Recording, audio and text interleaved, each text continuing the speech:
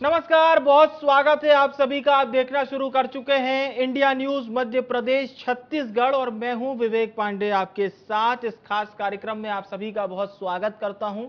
मध्य प्रदेश सरकार निरंतर विकास की ओर अग्रसर है। अब वो चाहे स्वास्थ्य हो, शिक्षा, इंफ्रास्ट्रक्चर या फिर जितने भी क्षेत्र हैं वहां पर शिवराज सरकार विकास के नए आयाम स्थापित कर रही है और इसकी पुष्टि करते हैं केंद्र सरकार के आंकड़े। केंद्रीय सांख्यिकी एवं कार्यक्रम कार्यान्वयन मंत्रालय की ओर से जारी आंकड़ों के हिसाब से मध्य प्रदेश की प्रति व्यक्ति आय में वृद्धि आर्थिक प्रगति के संकेत है।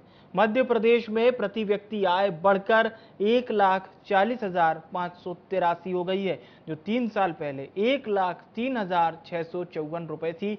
2021-22 में प्रति व्यक्ति शुद्ध आय 1,21,594 थी, जो बढ़कर 2022-23 में हो जाती है 1,40,583।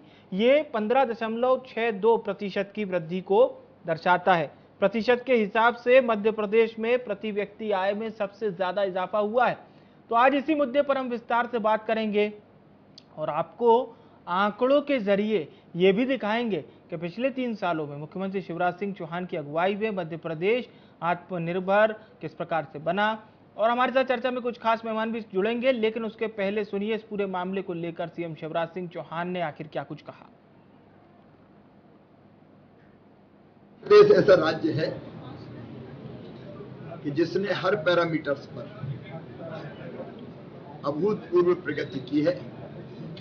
अभी कल ही आंकड़े भारत सरकार के आए, प्रति व्यक्ति आय पर कैपिटा इनकम हमारी बढ़कर 1,40,000 रुपया हुई है, जो कभी 2003-04 में केवल 11,000 रुपया हुआ करती थी।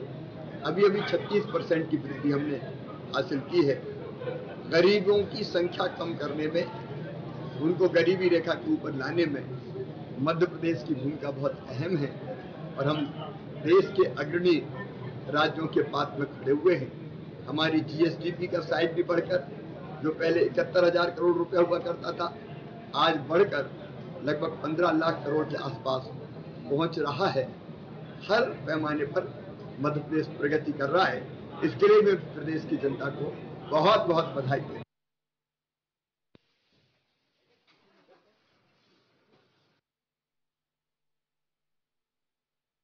हूं। के हिसाब से अगर हम आपको बताएं किस प्रकार से प्रति व्यक्ति आय में बढ़ोतरी हुई है और साथ ही साथ केंद्र सरकार के ये आंकड़े हैं, तो मध्य प्रदेश में प्रति व्यक्ति आय बढ़कर 1,40,583 हुई है, जो 3 साल पहले 1,03,654 रुपए थी। केंद्रीय सांख्यिकी और कार्यक्रम कार्यान्वयन मंत्रालय की ओर से जारी आंकड़ों के हिसाब से प्रति व्यक्ति आय में वृद्धि आर्थिक प्रगति का एक संकेत है।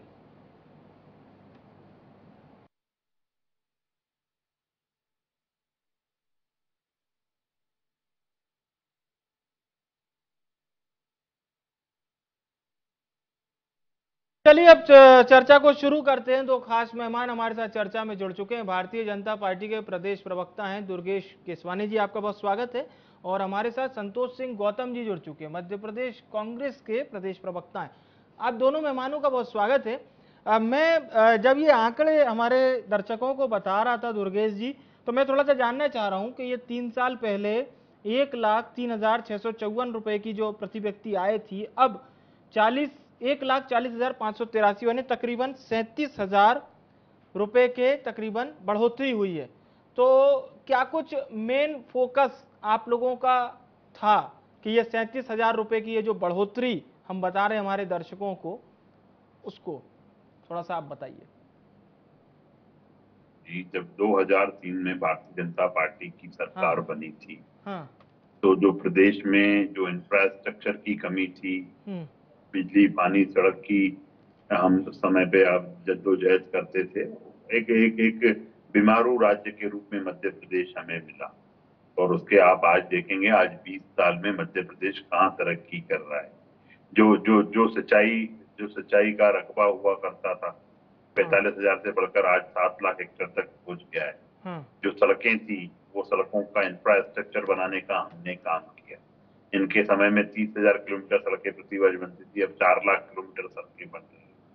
और स्कूल का हो, शिक्षा का हो, रोजगार को लेके अनेक योजनाएं जो और माननीय प्रधानमंत्री जी का जो मूल मंत्र है सबका साथ, सबका विकास और सबका विश्वास, उस मूल मंत्र से निश्चित रूप से जो अभूतपूर्व परिवर्तन मध्य प्रदेश में देखने को मिल रहा है। मध्य प्रदेश आज अग्रणी राज्यों की श्रेणी में आके खड़ा हुआ है। और निश्चित रूप से जब आप इंफ्रास्ट्रक्चर और यहाँ पे मध्य प्रदेश में जिस तरह हम बोलते हैं कि मध्य प्रदेश शांति का टापू है, यहाँ पे कानून का राज है। आपने देखा किस तरह से माफिया, नक्सली, दस्यु समस्याएं, जो भी समस्याएं थी उनको समाप्त करने का काम हमारी सरकार ने किया। एक फ्रेंडली एटमॉस्फेयर इन्वेस्टर्स के लिए, एक एमएसएमई और नए स्टार्टअप्स के लिए मध्य प्रदेश में एक बड़ा वो मिला। और उसके बाद आप देखेंगे कि धीरे धीरे हमने शने हर मोर्चे पर हमने काम करने का काम किया।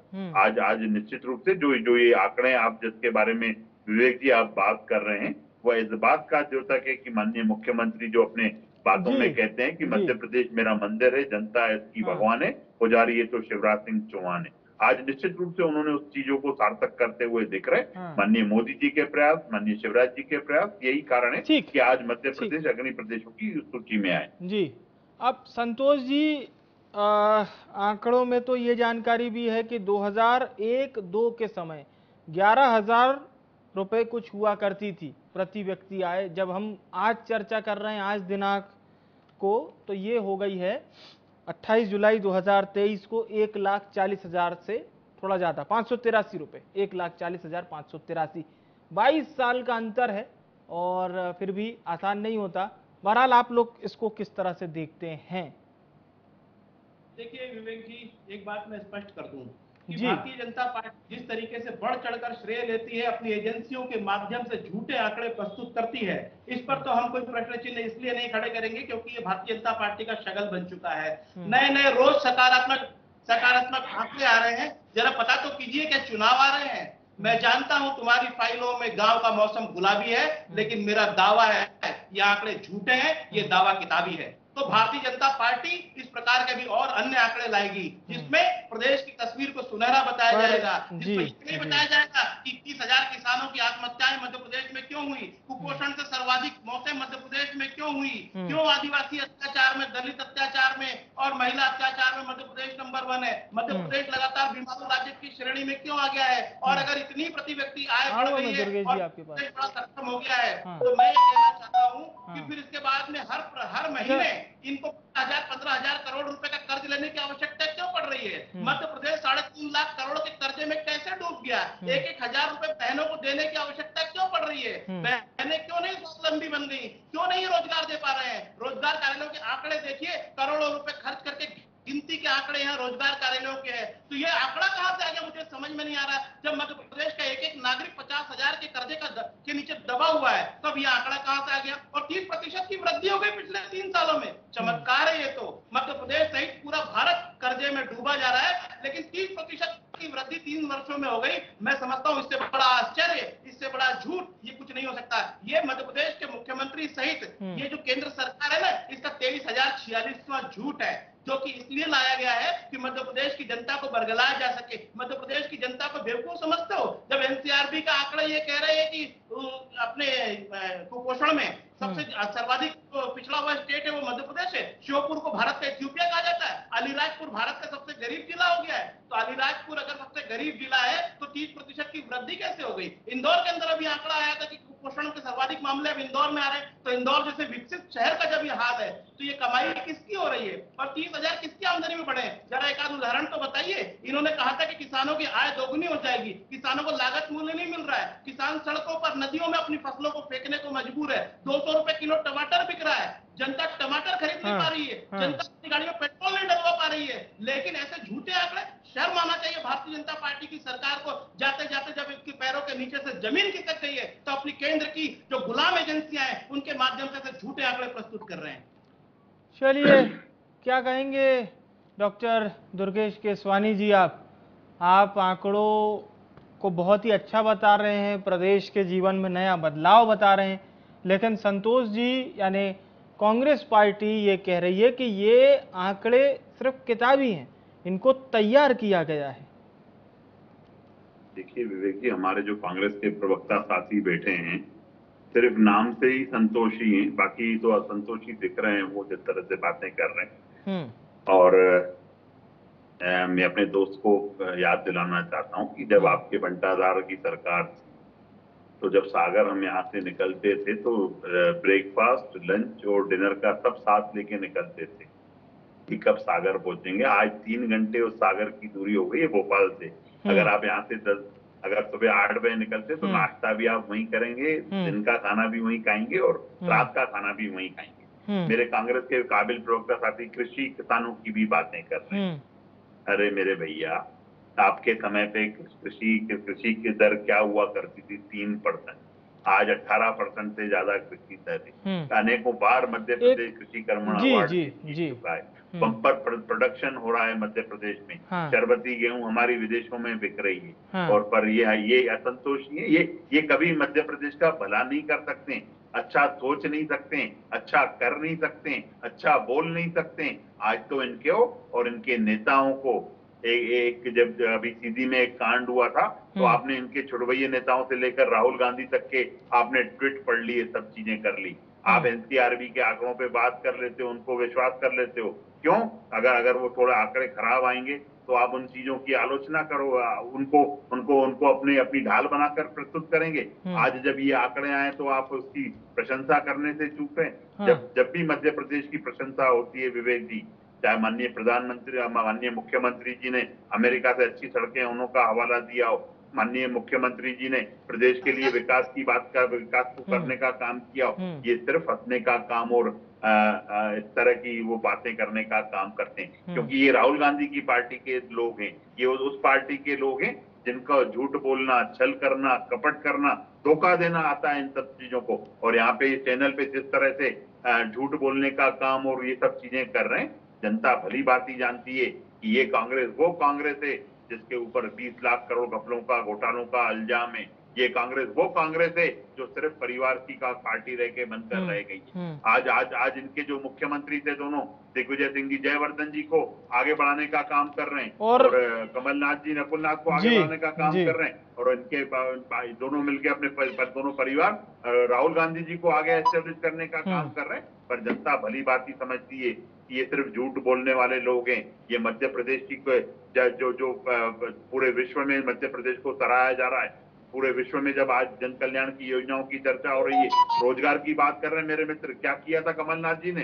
जब एक उद्योगपति मुख्यमंत्री बना था तो प्रदेश की जनता को उम्मीद थी कि प्रदेश में उद्योग लग जाएंगे, पर उन्होंने तो बाद में कोई उद्योग बनाकर रखा। दुर्गेश जी ये बताइए, एक मैं लाइन पढ़ के हमारे दर्शकों को बताना चाहता हूँ, उसमें ये लिखा है कि मध्य प्रदेश का वर्ष 2005 का जो ऋण जीएसडीपी अनुपात पर वर्ष 2005 में 395 था, वो घटकर अब 22.6% रह गया, यानी कर्ज का भार भी कम हुआ है। तो ये मतलब जो आंकड़े हैं, अब मैं ये नहीं कह रहा कि आपने सारे आंकड़े पढ़े हैं, पर इस चीज को भी आप लोग प्रमुखता से बता रहे हैं कि कर्ज का जो आंकड़ा है वो कम हो रहा है 2005 के आंकड़ों से। पर कांग्रेस कह रही है साहब कि अभी भी प्रति व्यक्ति जो भार है वो ज्यादा हुआ है। अनुमानतः संतोष जी 50,000 शायद बता रहे थे प्रति व्यक्ति। देखिए, आंकड़ों की बाजीगरी ये कांग्रेस करना जानती है। हम तो जनता की सेवा के लिए जो उस समय हमारा बजट हुआ करता था, कुछ हजार करोड़ का बजट, 20,000 करोड़ के आसपास का बजट होता था, आज तो 2.5 लाख करोड़ से 2.5 लाख करोड़ का बजट है। तो उस अनुपात में जब अब इन चीजों को काउंट करते हैं ना विवेक जी, तो उसका अंतर ये आता है। पर मेरे कांग्रेस के काबिल साथी क्यों इस बात को, अगर मध्य प्रदेश में, क्योंकि आपने जिस प्रदेश में जन्म लिया है, क्या उसकी बुराई करते रहेंगे क्या आप? जब आप लोग बता रहे हैं कि सड़क का जो ग्राफ है वो जी 44,000 किलोमीटर से बढ़कर 4 लाख किलोमीटर हुआ है, किलोमीटर का हो गया। हाँ, ये संतोष जी के लिए भी ये एक अमूलचूल परिवर्तन है। आप देखेंगे कैसे कनेक्टिविटी को लेकर हम लोगों ने काम किया, इंफ्रास्ट्रक्चर डेवलप करने का काम किया। आज अगर हम बड़े उद्योगों के लिए वो एटमॉस्फेयर क्रिएट कर रहे हैं तो रोजगार आ रहे हैं मध्य प्रदेश में। 1 लाख लोग सरकारी नौकरी माननीय मुख्यमंत्री जी ने एक मिशन मोड के रूप में लिया हुआ है और रोजगार मेलों के माध्यम से स्टार्टअप में मध्य प्रदेश देश में अव्वल नंबरों पे काम कर रहा है। संतोष जी को हम देखिए विवेक जी, विपक्ष को आलोचना करनी चाहिए, पर विपक्ष को वो धर्म भी निभाना चाहिए कि जहाँ मुक्त कंठ से प्रशंसा करनी चाहिए, जहाँ प्रदेश की बात आती है तो उनको उसको मुक्त कंठ से प्रशंसा करते हुए उस चीज को बात कहना। चलिए मैं संतोष जी से पूछता हूँ। संतोष जी अब प्रशंसा करते हैं, आलोचना ये उनका स्वतंत्र अधिकार है। संतोष जी वो बात ही नहीं कर पा रहा है संतोष वाली। नहीं, वो देखिए, आप दोनों का भी एक नैतिक धर्म होता है। आप सरकार के प्रवक्ता यानी कि बीजेपी रूलिंग पार्टी के प्रवक्ता हैं, वो अपोजिशन के प्रवक्ता हैं, दोनों अपना नैतिक धर्म जरूर निभाएंगे। पर संतोष जी, जो मैंने 2 बातें इसलिए कही क्योंकि ये इस आंकड़े में शामिल है। जो दर्शक हमारा ये प्रोग्राम देख रहे होंगे उनको ये बताना जरूरी है कि 44,000 किलोमीटर से अब 4 लाख किलोमीटर पर सड़क आ गई है। प्रति व्यक्ति आय 11,000 से बढ़कर 1,40,583 हो गई है। और ये 2-3 चीजें हैं, फिर बिजली के भी अलग आंकड़े हैं। तो ये आंकड़े क्या आप लोगों को प्रभावित करते हैं? एज ए मध्य प्रदेश के निवासी के तौर पर ही बताइए, फिर आप आगे अपनी बात पूरी रखिएगा। मैं आपकी बात का जवाब देना चाहता हूं। मैं ये कह रहा हूं कि ये जो बातें कर रहे हैं दुर्गेश भाई कि ये इतनी वृद्धि हुई है, आप आंकड़े बता रहे हैं, मैं ये कह रहा हूं कि अगर इन आंकड़ों को सच भी मान लिया जाए तो क्या अन्य जो राज्य है, कर्नाटक है, पंजाब है, गुजरात है या कोई और अन्य राज्य है, इनकी तुलना में क्या मध्य प्रदेश ने बेहतर किया है? हमारी तुलना हर वर्ष जो केंद्र सरकार की रिपोर्टें आती है उनमें तुलना होती बिहार और झारखंड से, आपको पता है। तो मध्य प्रदेश में अगर इतनी उन्नति हुई भी है तो तुलनात्मक रूप से अन्य राज्यों के मुकाबले वो कितनी है, इस पर हमको ध्यान देना पड़ेगा। दूसरा मैं कह रहा हूं कि इस प्रकार के आंकड़े अभी और आएंगे। मैं जानता हूं मध्य प्रदेश में भाजपा की हालत खराब है, भाजपा सरकार तमाम मोर्चों पर विफल हो गई, इनके पैरों के तले जमीन खिसक गई है। और दुर्गेश भाई ने बोला कि मुक्त कंठ से प्रशंसा करनी चाहिए, बिल्कुल करता, लेकिन कोई चीज लाओ तो सही कि मैं मुक्त कंठ से प्रशंसा करूं। और दूसरा एक बात और सुन लीजिए, मैं सत्ता की चापलूसी के लिए यहाँ नहीं बैठा हुआ हूँ, मैं इसलिए बैठा हूँ कि जनता की आवाज उठाना विपक्ष का धर्म है। तो मैं सरकार से सवाल पूछूंगा, एक बार नहीं 50 बार पूछूंगा। मेरा जवाब ले लीजिएगा विवेक जी। जी मैं आऊंगा आपकी बात, बोलिए। आपके बीच में मैं नहीं बोला था। मैं कह रहा हूँ कि मित्र सुरेश जी करें तो क्या करें? अब वो उस पार्टी के प्रवक्ता है जो व्यापम चोरों की सरकार है, जो डंपर चोरों की सरकार है, जो रेत चोरों की सरकार है, जो पोषण आहार के चोरों की सरकार है, जो महाकाल लोक घोटाले में हुए पैसों की बंदरबाट की सरकार है, जो सिंहस्थ की घोटाले में पैसों की बंदरबाट की सरकार है, जो ई टेंडरिंग के पैसों की लूटपाट की सरकार है और पटवारी के घोटालों की सरकार है। तो तमाम घोटालों की सरकार को डिफेंड करना तो मजबूरी है भारतीय जनता पार्टी के प्रवक्ता की। हालांकि वो एक ईमानदार व्यक्ति है, मैं उनको व्यक्तिगत रूप से जानता हूं, मैं नहीं समझता कि उनकी जेब में इन घोटालों का 1 रुपया भी गया होगा, लेकिन उनका नैतिक धर्म है कि पार्टी को डिफेंड करे, वो आएंगे और बचाएंगे। लेकिन क्या वो जानकारी दे सकते कि व्यापम में जो 60 मौतें हुई उसका जिम्मेदार कौन है? और जो लक्ष्मीकांत शर्मा बोल के गए कि व्यापम की बड़ी, मैं एक चीज जरूर आपसे पूछना चाहूंगा जी, मैं पूछना चाहता हूँ। हाँ संतोष जी, लक्ष्मीकांत शर्मा ने, संतोष जी भाई बताएं कि वो बड़ी मछली कौन है? ठीक है संतोष जी, अगर ग्रामीण अंचल तक मान लीजिए कि सड़क बनी है या फिर अगर कृषि के क्षेत्र में सुधार हुआ है, सब्सिडी दी जा रही है, तो ये चीज़ मुझे लगता है कि गांव में रहने वाला एक व्यक्ति, किसान, वहाँ की महिलाएं, वहाँ के युवा, अगर उन तक ये तमाम चीज़ें पहुँची हैं तो एक बड़ा फैसला वो लोग भी कर सकते हैं कहीं ना कहीं, अगर हम लोग थोड़ा सियासी बयानबाजी को इतर करें तो। नहीं करूंगा। मैं एक बात बताना चाहता हूं, आपने बोला कि अगर ग्रामीण क्षेत्रों तक पहुंची है बात तो ग्रामीण क्षेत्रों के लोग निश्चित रूप से प्रभावित होंगे और सकारात्मक जवाब देंगे। लेकिन आप कहिए कि 2018 तक जब सड़कें नहीं बनी थी क्या? 2018 में इसी सरकार को उखाड़कर फेंक दिया था मध्य प्रदेश की जनता ने, कांग्रेस की सरकार बनाई थी। अगर जनता संतुष्ट थी तो 2018 में शिवराज सिंह के चेहरे पर नकार क्यों दिया गया? अगर छल के कारण, कपट के कारण, पैसों के जोर के कारण ये सरकार दोबारा बना दी गई, हमारी सरकार गिरा दी गई है, इसका मतलब ये नहीं है कि शिवराज सिंह को ईमानदारी और विकास का सर्टिफिकेट मिल गया। वो एक नाकारा मुख्यमंत्री थे, हैं और रहेंगे। मध्य प्रदेश की बर्बादी के जवाबदार, यहाँ के जंगल राज फैलाने के जवाबदार, नर्मदा नदी का सीना छलनी करने के जवाबदार यदि कोई है, शिवराज सिंह चौहान है। इस बात को कहने में मुझे कोई गुरेज नहीं। ठीक है दुर्गेश जी।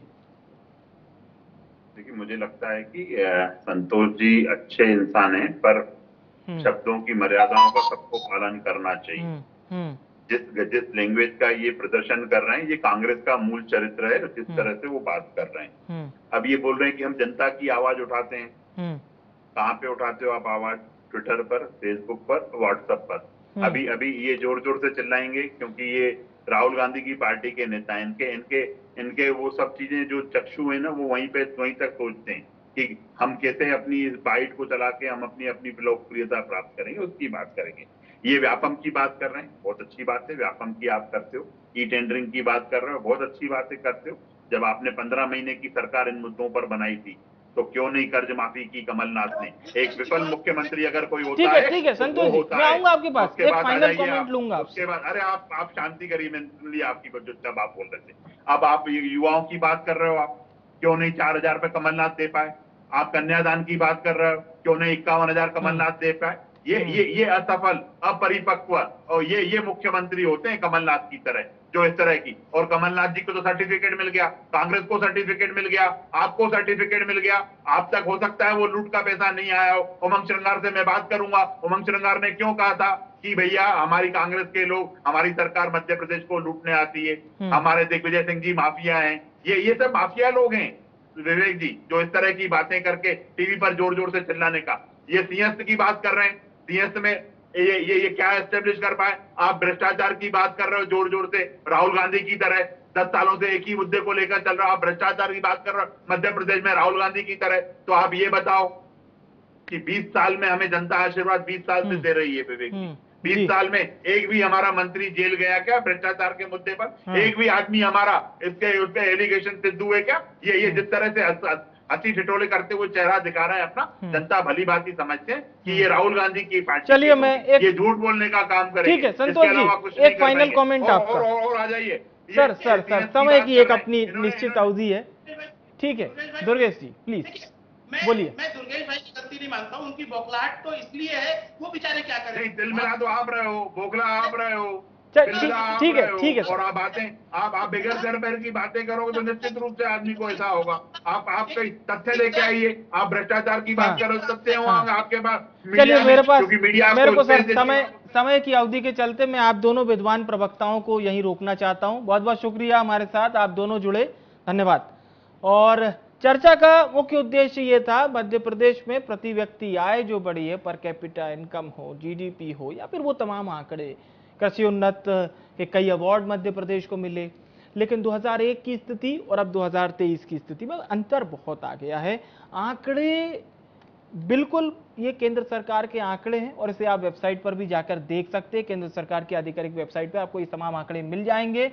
इस पर अभी सियासत जारी है, कब तक जारी रहेगी पता नहीं। इस खास पेशकश में इतना ही। मुझे यानी विवेक को दीजिए इजाजत, नमस्कार।